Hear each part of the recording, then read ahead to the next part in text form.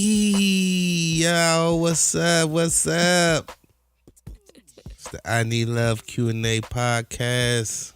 I'm your host, G-Wiz, man. And I'm Mrs. G-Wiz. My very beautiful, fabulous co-host, which is my wife. But, you know, we here. This is episode 9. We making some progress. It's a good episode. It is. It's a great day. Yes. You know? Especially with our guest today. Yeah, we got something special for y'all coming up soon. Very, very great friend of mine. You know what I'm saying? I like to throw that in there. We ain't like best friends, but you know, I ain't gonna tell y'all anything different. It's my people's coming out. But yeah, very, very exciting episode. This might be our biggest episode. It might be. Yeah. Well, when you have the guests that we do, we got some real exciting stuff for y'all. We got, of course, our conversations, and we have a very special guest, Mr. Daryl Simmons, is going to be joining us later. You know, I got him on the cell, so I'm gonna give him a call. You know what I'm saying? World-renowned songwriter, producer, extraordinaire, one of the greatest songwriters, man, in songwriting history. Right? I wish we had it live, but you know, I will take a phone conversation any day of the week with him. Yeah, me too. I feel the same way. I had the pleasure of meeting this gentleman at the NAMM convention last year. And you lucked out. Yeah, I lucked out. It was like I got to meet my two heroes and idols and people who I looked up to the most, being from where I was from. Right, you all went to the same high school, didn't you? Yeah, we went to the same high school too. Shout out to North Central High School, Indianapolis, Indiana. Granted, you probably didn't graduate the same time. No, I didn't. But a decade or two later. Hell, I didn't even graduate. I ain't gonna, you know. Oh, that's right. Well, but you did get your GED. Yeah, I did that. You know, you did finish. So let's not say that you're not necessarily a high school dropout. Yeah. Hey, I'm very educated. You know what I'm saying? I had a plan and tackled that plan. That's kind of segues into what we're gonna talk about today too. What are we talking about today? I want to talk about like pursuing your dreams and your passion. Okay. You know. Yeah. I think that's very important. A lot of people get caught up in just feeling like they have to work from 9 to 5, or even being told that you have to go to university. Yeah. Like a lot of my students, they're told that, you know, end of the road, getting that 4-year degree is going to a 4-year university, getting a bachelor's degree. Right. But the thing is, some people, that's not meant for them. And then you're going to end up wasting so much money on going to a 4-year university, right, when it could just be a vocational school or even a certificate. Yep. But we're finding out that you have to have some sort of college. Yeah, you got to have some education. Like one of our buddies, he started with a company and he worked his way up to regional manager, but they wouldn't promote him and he didn't finish his college degree. Yeah. And they're like, we can't promote you without the bachelor's. Yeah. And so he worked part-time. He worked and then finished up his few classes and he's got promoted. Yeah. So you just might have to come back to it at a later time. Yeah. And it's never too late to go back and get your education. And it's never too late to follow your dreams, man. I'm a firm believer of pursuing your dreams and your passions and your personal goals. Right. But if you're doing that, you have to have a game plan. Yeah. And that's one thing I want to talk about. Is coming up with a plan for, you know, what you plan on doing with yourself and with your life. And make sure it's an attainable goal. Yeah. Make sure it's an attainable goal. Because we can all say, I want to be a billionaire. I'm going to be a billionaire. Yeah. But when you just put it blanketly like that, it's not going to happen. But I also think you have to be, you got to have some wild out there dreams too. Like right. You got to have some, something that's going to kind of it might sound a little crazy to people. Yeah. But as long as you believe it and you believe you can achieve it and you've seen it done, or you take you got to take the steps to get there. You can't just say, I'm going to do this without having a game plan of how you're going to get there. Right. You're absolutely right about that. And interesting fact, in one of my lessons that I give that was given to me from my school, that if you write down for people who write down their goals, they make 9 times more over their lifetime than people who do not. I can believe that. I can definitely believe that. Because they set those goals and they make those goals. Right. Yep. That's true. Crazy to think about, though. What were some of your goals and dreams as a young I don't Mrs. know. G-Wiz? I always knew I had to have a business degree, whether it was majoring or minoring in it. Right. I didn't enter college as a business major. I actually went in as a vocal performance major. That's right. Oh, I could not stand that pressure. I hated the feeling of being judged all the time. That comes with the territory. I know, but I didn't have it.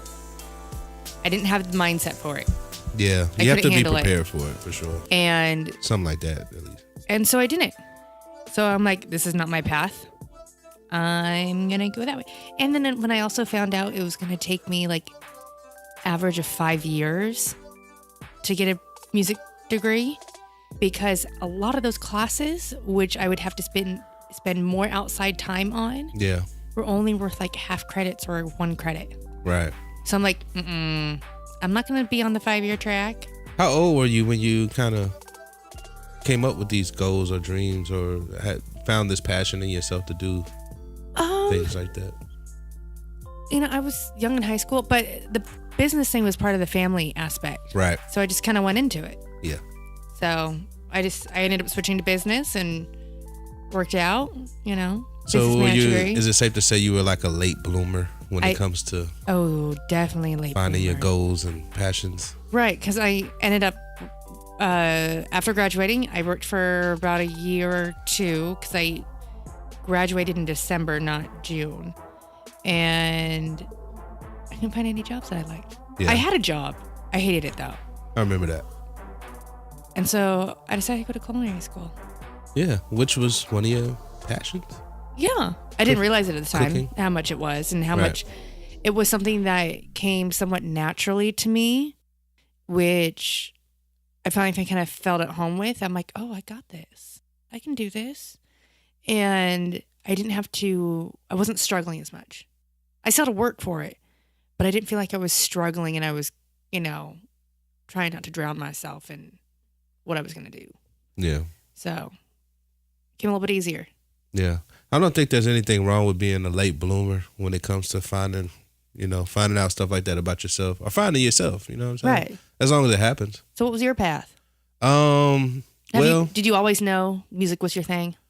Well, I fell in love with music at a young age, very, very young age. Just, I had older siblings, so their influence and what they were listening to always influenced me to, want to pursue something that was entertaining, maybe.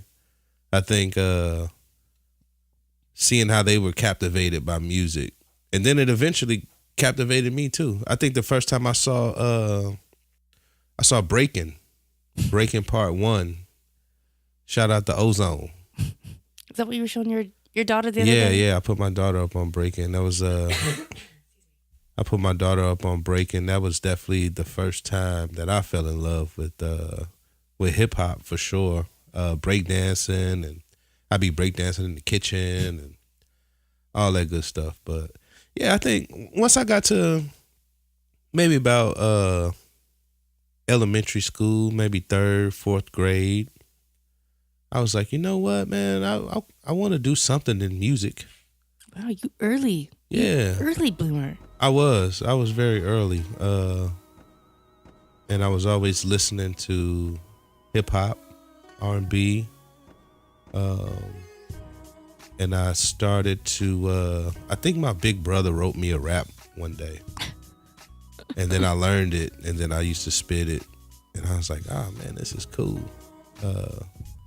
Matter of fact, no, actually one time it was like my brother went away to like Job Corps or some program. He moved out of state. And when he came back, he had this VCR tape. Uh-oh. and it was like this was like it was a holiday too, or it might have been like Derby or something big. But all the family was there, you know what I'm saying, at my grandma's house. So my brother comes in with this tape, and he's like, all right, I want y'all to watch this. So he pops the tape in, and it's like a music video of him and like one of his homies and a couple of girls. Okay. And this is like one of those things you used to be able to go to the mall and do it right, and do like and a little pick your song and the corny background. Yeah, you be on the green screen. Uh-huh. And okay. I saw that and it just blew my mind. I was like, whoa, like this dude's on TV, like he's rapping. What, this was what, late 80s? Yeah, this was late 80s. I was probably 6, 7. But I saw that and I was like, damn, this probably ain't even his song, but I wasn't even thinking about it at the time. You're just like, how cool was that? Yeah, how cool is this? So, a couple years later, you know, I was always into it, and he wrote me a rap one time. I was probably about the 3rd grade, about some people in my class, and just over the top rap stuff. So, man, I learned it. I started spitting it, and then I was like, you know what, this is cool. A lot of my friends around were into sports and running the streets and stuff. We were young still, but there was a lot to get into. But I always kept my focus on music, and I got a karaoke machine.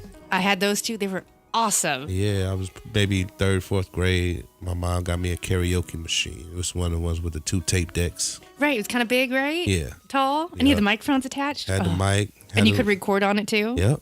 I love those. Had a little reverb knob, so I was like, all right, this is cool. So I'd be in my room trying to write songs and freestyle and inviting my friends over to rap and stuff like that.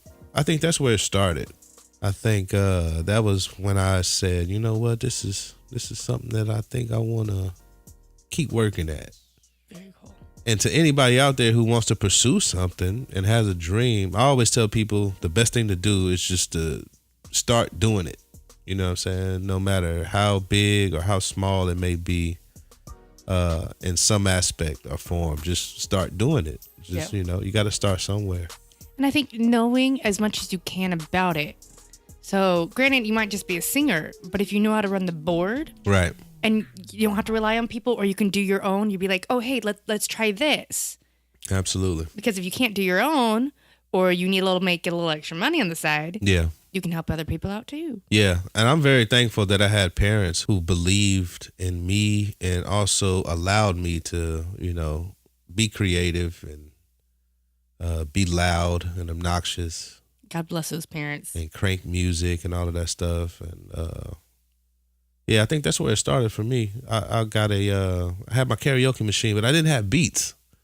You know, there was no YouTube or anything like that back then where you can just go snatch a beat off and make a song. So your brother didn't make you one too? Nah. He just wrote it for you, but it didn't give you a beat to go beat it to. It wasn't even a beat to it. It was just a rap. Man. So what I did though was, it's funny, now that I think back, I've always had some kind of like plan to get to the next level every time. So I was like, all right, I ain't got no beats. I'm going to go to the record store. And they used to make, it was a record shop in Marietta, Georgia. That's where I was living at the time. But I can't remember the name of the store, but there used to be a DJ in there, and he used to do custom mixtapes.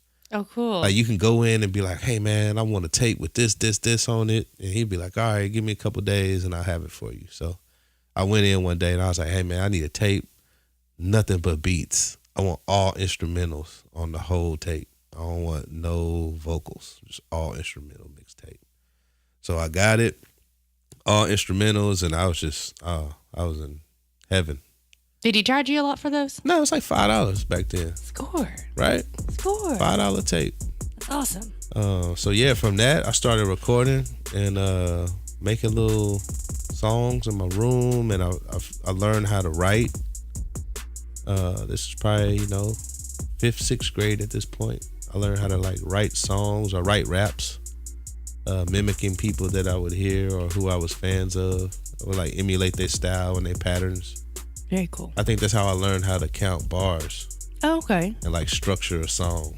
Considering you can't play a piano, but you can count bars. Yeah, I can definitely do that, and I can arrange and structure. I've been able to do that from an early age. But yeah, I can ramble on about this for a long time. But Yes, you could, but I love you. yeah, but yeah, that's where it started for me. And like I said again, having a plan is key. Even I mentioned that I didn't necessarily finish high school with my class. High school just wasn't that interesting to me at the time, like what they were teaching. I always felt like I just wanted to do something more. My mind was always on music. Like I didn't really play sports or anything. So. I just think we now have music tech classes that could have kept you in high school. Absolutely. Yeah. And you could have even gotten potentially college credit for it nowadays. Yeah. There was a radio TV class at my school, which I got to go in there and learn how to use the broadcasting stuff and learn how to loop my own beats and stuff like that once I got to high school. That's cool. But yeah, I think by the time I was 16, I pretty much had it figured out what I wanted to do, and a magazine fell in my lap about audio engineering.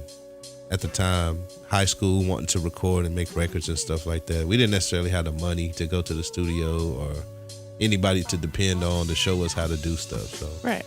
I came across this article of this guy who was an audio engineer for Heavy D and Rex and Effect, Teddy Riley, and all these people. And I was like, oh man, what is an audio engineer? I started reading about it. I was like, this is the dude that's in the studio making everybody sound how they're supposed to sound.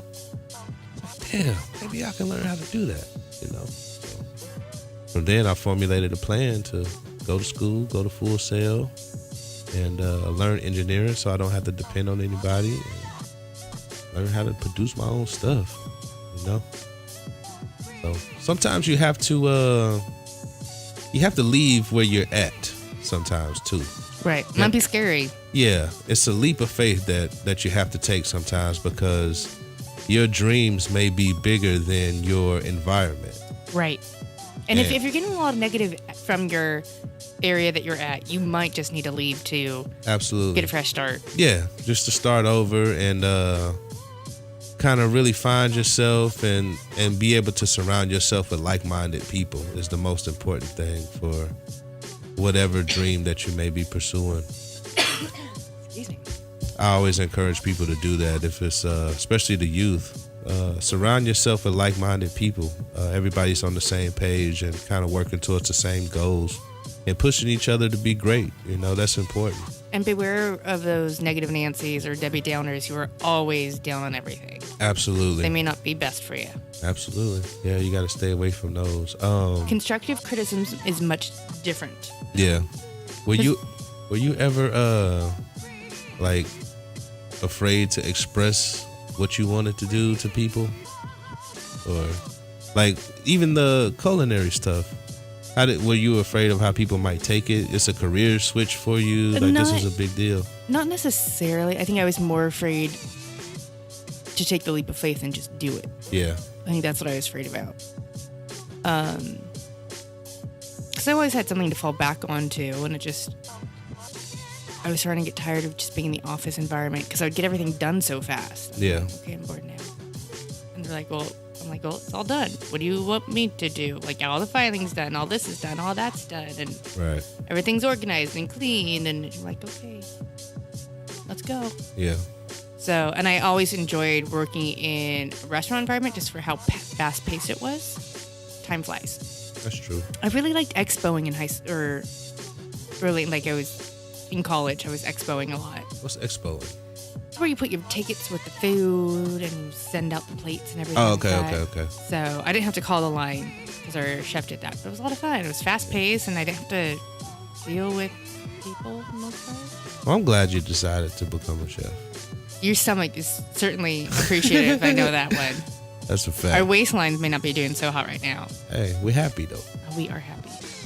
I'm also proud that you took the leap of faith and started your own business, opened your own bakery. You did it. You know what I'm saying? And especially with a lot of people don't even try. I know, and I think if I had gotten diagnosed with rheumatoid arthritis before I did the shop, I probably would have never had my own. Yeah. probably would have never done it. Big up to you for doing it.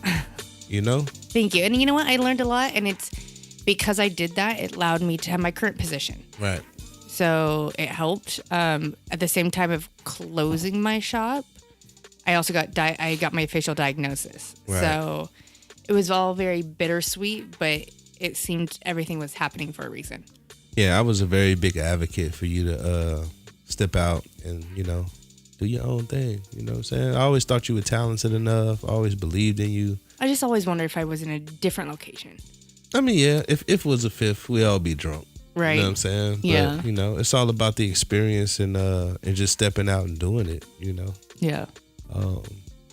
And don't be afraid to ask for help, too, For people out there who want to do stuff, reach out to other people who you see. Or who've done it. Yeah. Or, people who you look up to. Yep. Most of them are willing to give advice. And, when you're young, a lot of people will want to find a mentor, someone to be a mentor to. So don't be afraid of that. Yeah, I always felt like you said, you can't be afraid of reaching out to people and trying to grow. And you also can't be afraid of new situations that may come about, because you never know what may be hidden in that situation, Mm-hmm. I got a perfect example. When I first moved from Georgia, I moved to Indiana, moved to Indianapolis.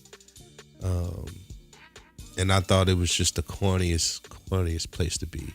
Indianapolis? A big city. I was coming from Atlanta. When Atlanta was growing, this was right before the 1996 Olympics. So things were really like on the bubble. And I get to Indiana and I'm like, wow, like what am I going to do here?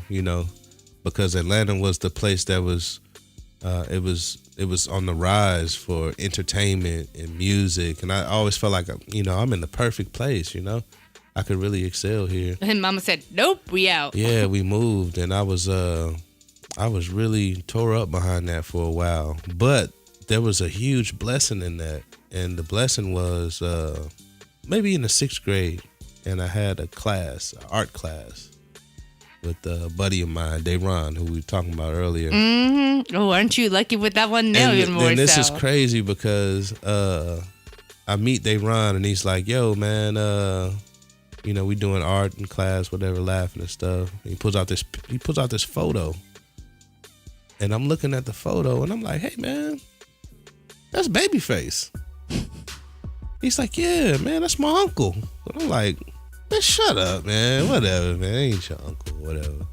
He's like, yeah, for real, man, that's my uncle or whatever. So I'm like, damn, that's wild. So once we got to high school, I realized well, actually, let me go back a little bit. Babyface was blowing up in Atlanta when I left. Right. He started LaFace Records right when I left. And I was like, damn, what a coincidence, So I get here and come to find out he's from Indiana. And I'm like, wow, he's from here.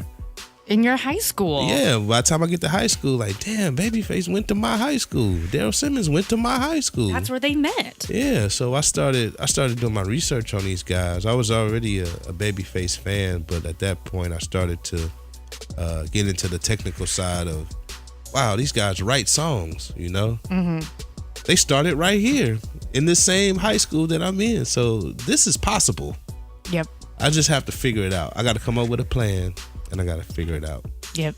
And that's pretty much what I did. So shout out to Daron, man. I don't think I give him enough credit for being another motivation and inspiration at that time in my life, because I really, really needed that. And it was like a blessing that he was there, because without that, I would have just felt like I was in La La Land, small town Indiana. Right. Trying to figure out how to pursue a career in music in the future one day. So shout out to you, man. Love you, brother. Thank you for all that you do. Absolutely, man. Thank you for like my wife said, all you do, man. I can go on for you for hours, man. So you better make it out to Cali soon, sir. Yeah, come on out, man. So how about we give Daryl Simmons a call? Sounds good. I like how we could just say that, right? You know what I'm saying?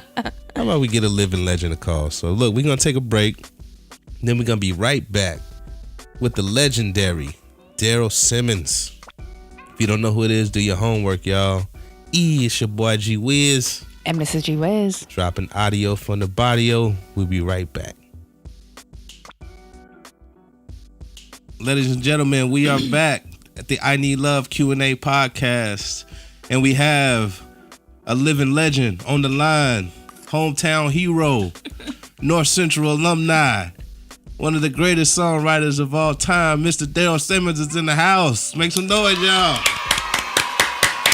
How you doing, Mr. Simmons?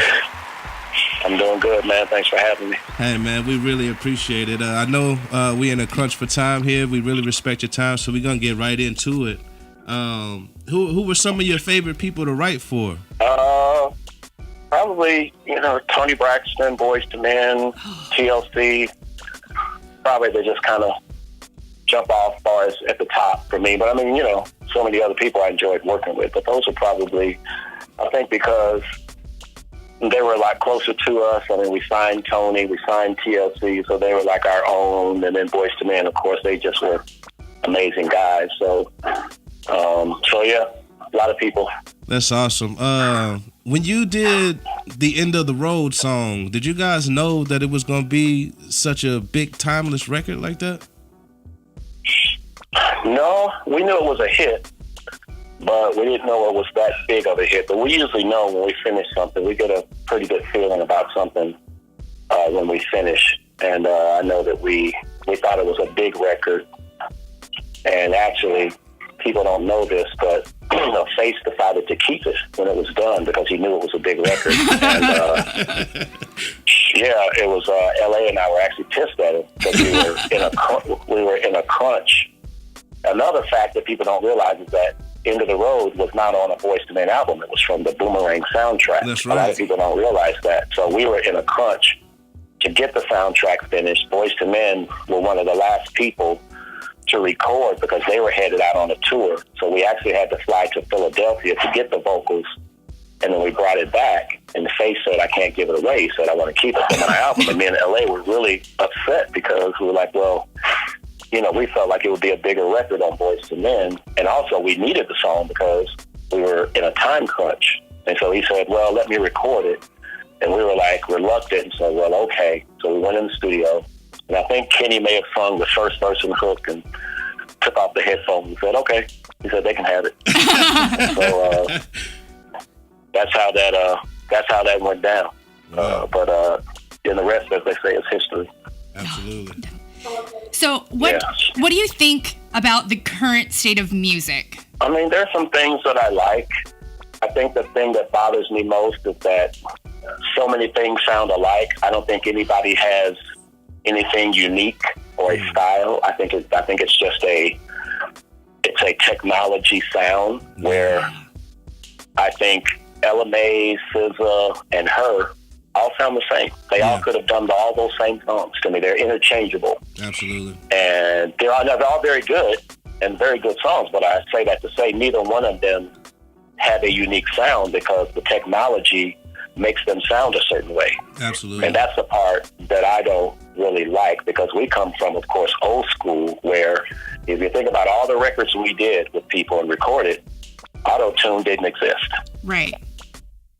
So people say, well, how did you just say, we'll come back tomorrow. We didn't get it today. That includes Tony Braxton. It ain't happening today. Come back tomorrow. Whoever it is, if they didn't sound good that day, come back tomorrow. We'll get it. We'll keep working on it till we get it right. Absolutely. So, but that's, like I said, there's some good things that I like and, some things I'm not that favorable of. But that's just the evolution of change, the evolution of music, and it's what it is. Where do you see it heading in the future? I don't know. I mean, I don't know. I mean, I think it's just going to stay where it is. I think this is what it is. People say R&B music is coming back, and I'm like, I don't know. I don't know if it's coming back. It's not done the same way. So that was going to be my next question too. Yeah, I don't know about that. I hope that it would, but if it does, then it's a new R&B. It's something different to me that you would have to call it something different. So I don't know where it's headed. I'm out of touch with it. I always say, So Well, growing up in Indianapolis, where did you guys draw your inspiration from during those times? It was usually just other groups. I mean, things that were on the radio. Back then in our day, an artist would do an album every year.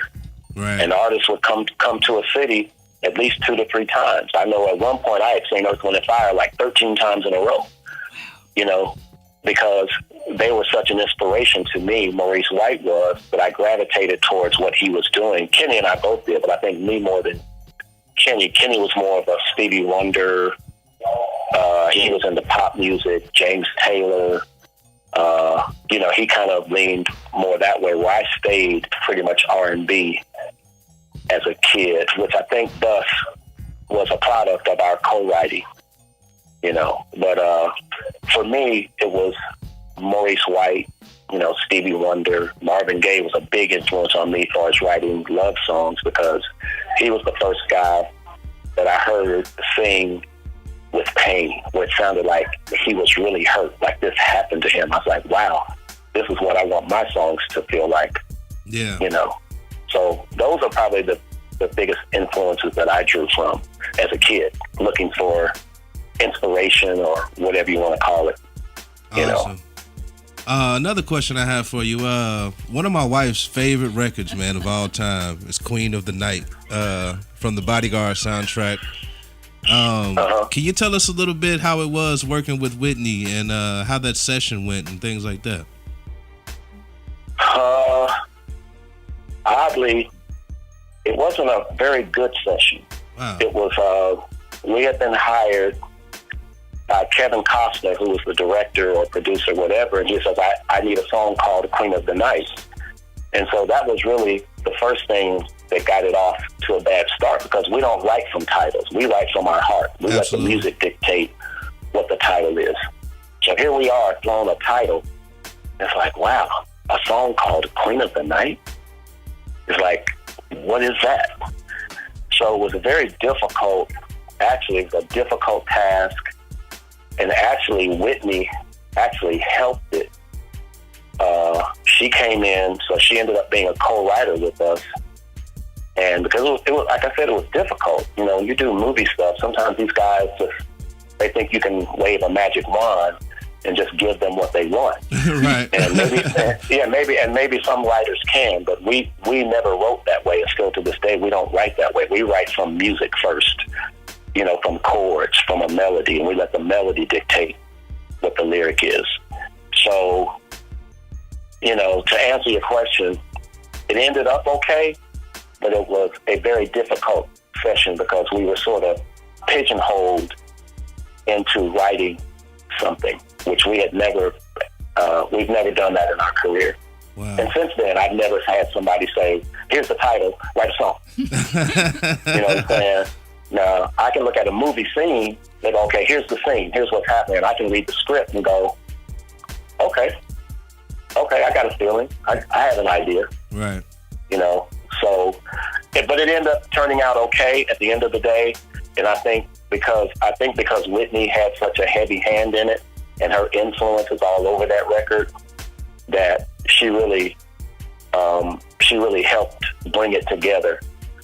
And then, Whitney's just fun anyway. So she's fun, and we all have fun when we write anyway and record. So she was a major influence in helping us bring that record together, because we were very frustrated. We even brought in a guy. We brought in a white guitar player on the record, a white rock guitar guy to sing. And then I think we brought in a rock singer. Wow. To blend in the backgrounds, because it was a rock. They wanted this rock song. She was a rock star in the movie. Uh-huh. You know what I'm saying? Yeah. And we don't do rock. Right. So LA's way was always, okay, well, we can't fake it. It has to be convincing.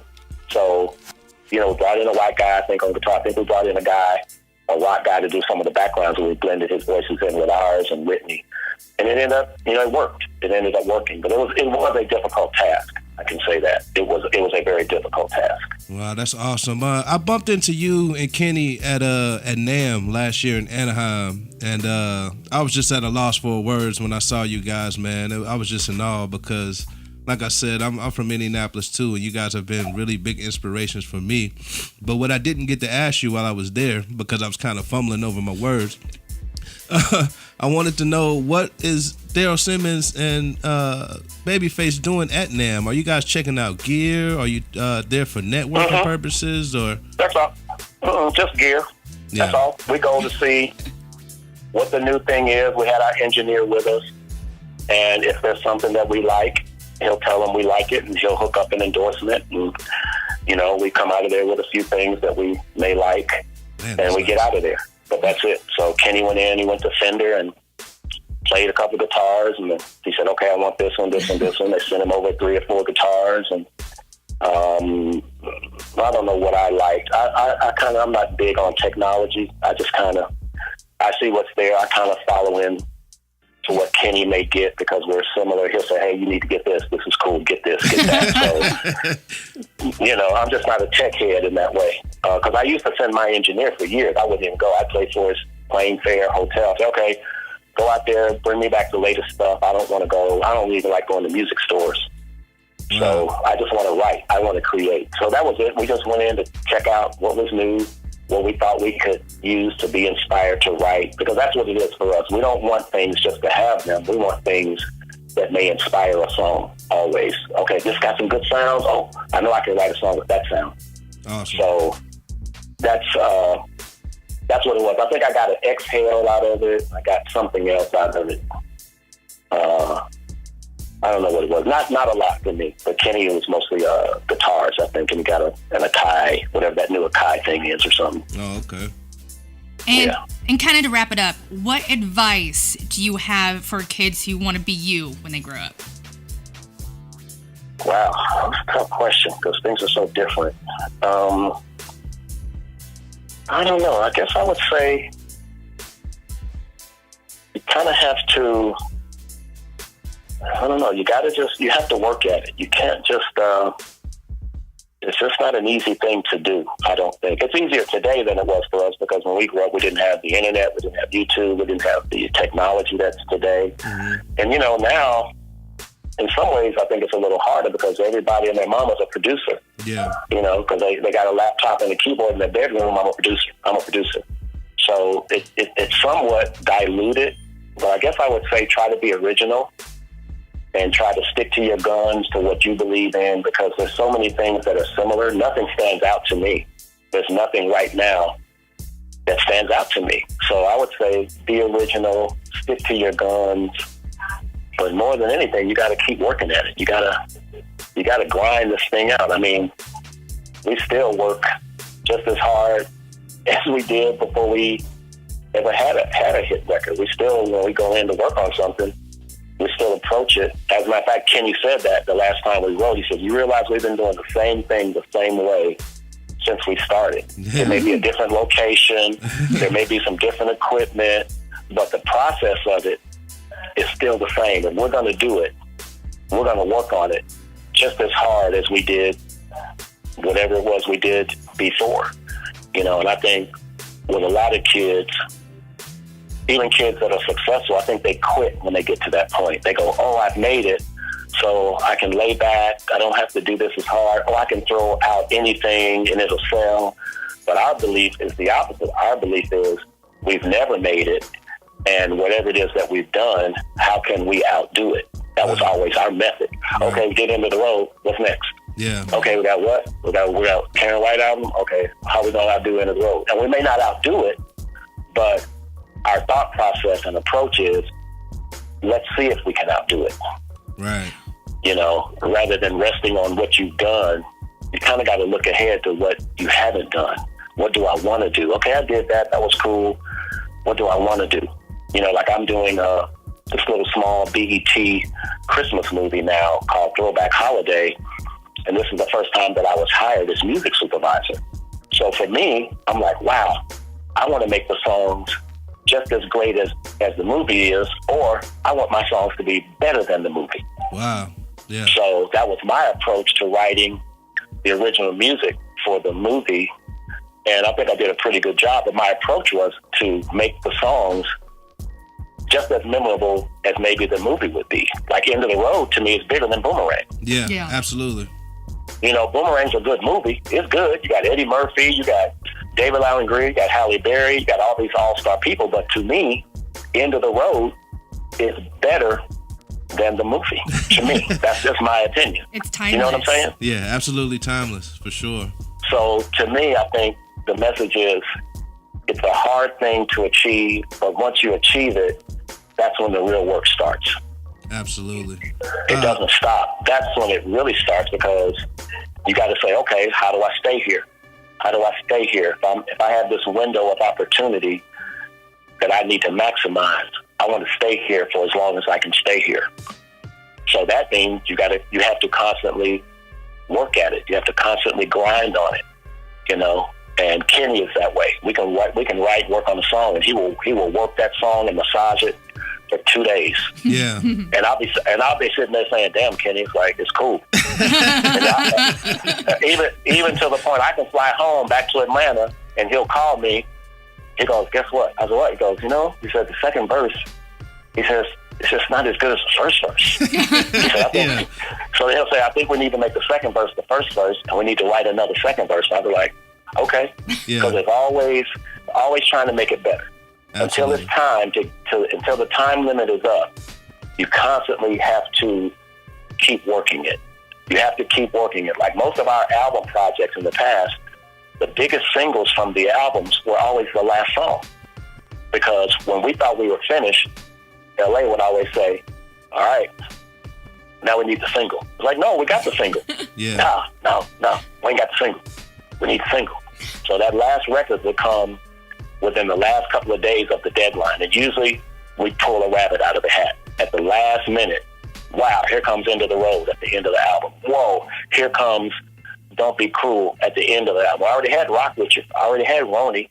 I already had, the other favorite little step. All right, we need a single. What? We got a single. Yeah. So I think there has to be a constant effort of never giving up, never quitting until it's time to quit. Because like I always said, once you finish a song and it's pressed or it's done and it goes out to the world, you can't pull it back. Right.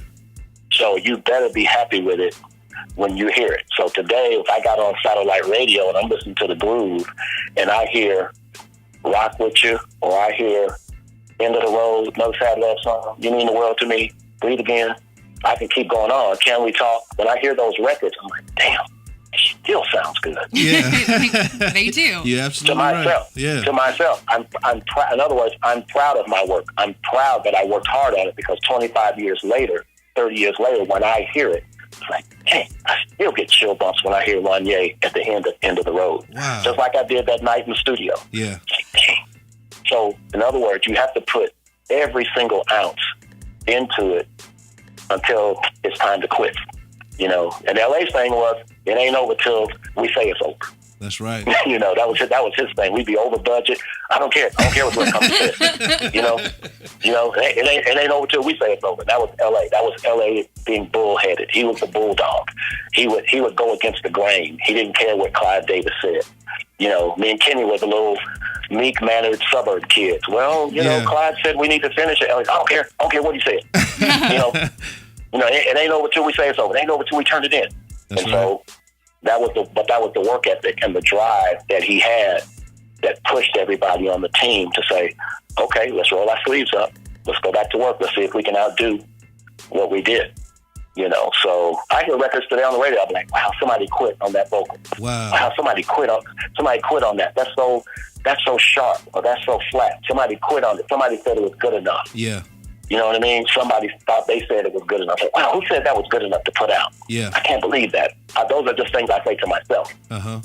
Because that's just my producer ears saying, if I had done it, this is what I would have done. I would have had them sing it again. Sing it one more time. Come back tomorrow. Let me see if you can outdo what you did the day before. Because that's our process. And sometimes it doesn't happen. I'll tell Tony Braxton, okay, we're good. Well, can I sing it one more time? I go, yeah, you can sing it one more time. But you ain't going to outdo what you did. Right. And I'll let her sing it, or we'll let her sing it. Kenny and I'll let her sing it. And we're like, okay, we're good. See you. Wow. And her thing is, if you like it, I love it. There you go. I said we like it. She'll lead because she trusts us. Yeah. We're not gonna let her go bad. You know, so just grind, man. It's a grind. We still grind like we've never done anything. Absolutely. You know, and we don't have to do it. Yeah. We don't have to do it anymore. You're But right. it's a love of music. If we're gonna work on music, then we're gonna pour our heart into it because it's not about money. It's about the love of music. You know, your name's on it. Got to be good. My name's on it. Oh, I got to work on this hard. You know. Absolutely. So, yes, sir. Wow. I have one more question if you have the time, Mr. Simmons. Yes. Okay. I wanted to know what you thought about the Music Modernization Act that just went into effect, and how does that affect you guys as far as like streaming music and satellite radio and things like that? Well, I can tell you, it's definitely affected my royalty checks. Yeah. I can tell you that because they don't pay out like they used to. So that's the biggest part for me personally. Is just not paying for the music. It's just you got to pay for it. You can't treat it like it's worth nothing. If it's being serviced to people and they're getting it, you got to pay for it. And I'm speaking for all songwriters, not just myself, because Absolutely. as a songwriter, that is how I make my living. I live my life off of music that I did 25, 30 years ago. That's how I live my life. Right. And I live a very good life. So in other words, don't mess with my money. Right. Right. You know what I'm saying? But so I know that they're working hard, but my end thing is like, you got to pay for it. Nobody buys albums anymore. You go buy a song for $1.29 and then you're good. Or you stream it, or you get it from somebody. It's like, wait a minute. You have to pay for it. You know what I mean? Yeah, absolutely. So I hope that gets better, because I'll sit and look at kids that write today. I went to BMI Hip Hop Awards last year, and I sat there in the audience and I was like, wow. And they would show the song, and then they would show the publishers and show the writers. And the names will come up. I'm like, wow, that song has 9 writers. Yeah, yeah. I mean, I'm saying to myself, wow, ain't nobody making no money. Right, right. That's the first thing that I think of. And I go, wow, that's crazy that it takes all these people to, make a record. Yeah. And then at the end of the day, with all the streaming and what's going on, if there's so many writers, they're not really making a lot of money. You know what I mean? Yes. Right. Already, just because of the way things have changed. I'll give you a quick story, then I'll get off. I was with LA. LA's got a house in the Hamptons, and we were up there vacationing. He says, hey, Mariah's up here working on her album. She's over here. Run by the studio with me. I said, okay. So we jump in the car, and we go over to this house. She's renting Tommy Hilfiger's house. It's got a little setup. B. Cox is there. Brian Cox is there working with her. And so we walk in, and there's like 12 people. Wow. And so LA goes, whoa, who are all these people? Who are all these people? So Mariah says, oh, he did the beat, she did the melody, he did the lyrics, he's the producer, he did this. And LA's like, whoa, take all these people to make one record? Wow. And so we stayed for a minute and listened, and it was great. And we got in the car. And LA says, do you realize all the music that we did between the three of us? From writing, arranging, producing, even mastering. Yeah. I would sit at mastering with LA. And all that work that we did came between the three of us. 3 people. Wow. So that's why when you see our records, it's funny because you'll see L.A. Reid, Babyface, Daryl Simmons. Or you'll see Babyface, Daryl Simmons. And that's it. Yeah, you're right. That's it. But nowadays, you see all these people. So me and Kenny always say, I'm glad we wrote what we wrote when we did between the 3 of us, because these kids today, especially with nobody buying actual albums, they really don't feel that the way that we felt it.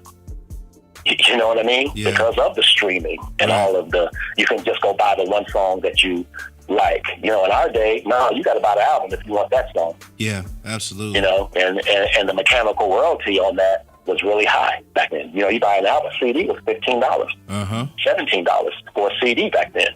Yeah. So the mechanical rate that we were grandfathered into allows me to, like I said, live the life that I still make money as a producer, but I'm saying the lion's share of my income comes from all the songs that we wrote that's gathered by BMI all over the world.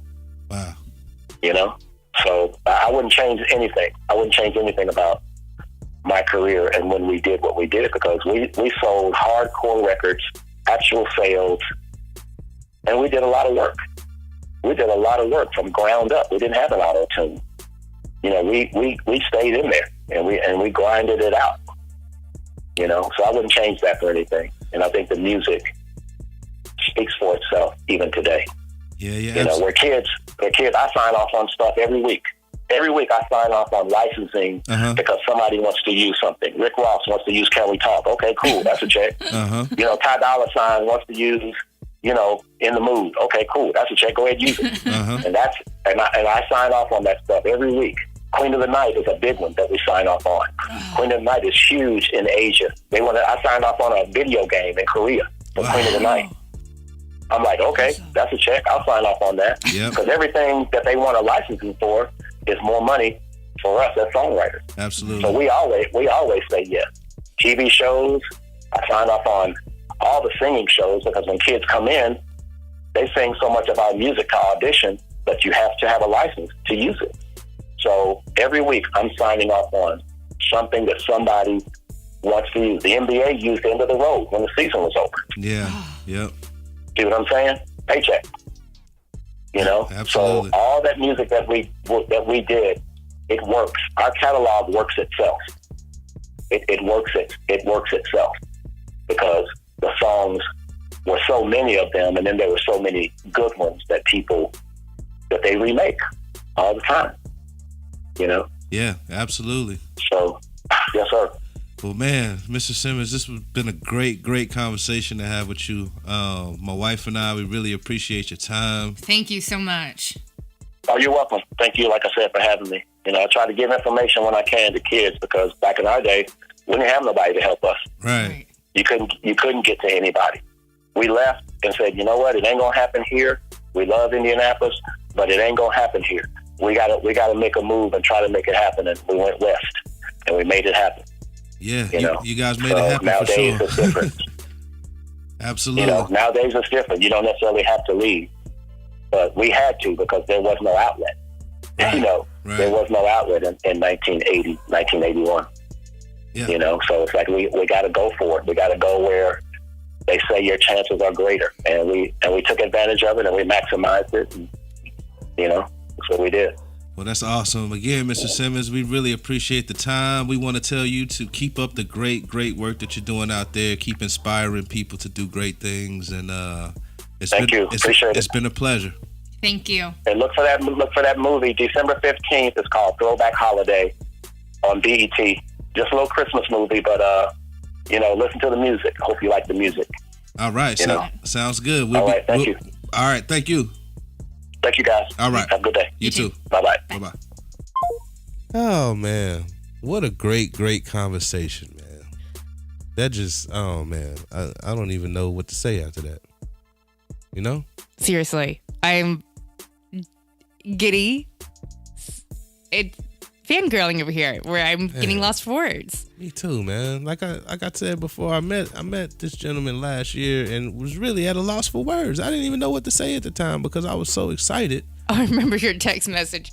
He sends me this picture and he's like, I just asked him if he can take a picture. Yeah, we need to put that picture up in our house. We tripping. And I don't think I got to ask him. And what he even said, you got to see him by luck. Yeah. Because he doesn't actually usually go to those things. Absolutely.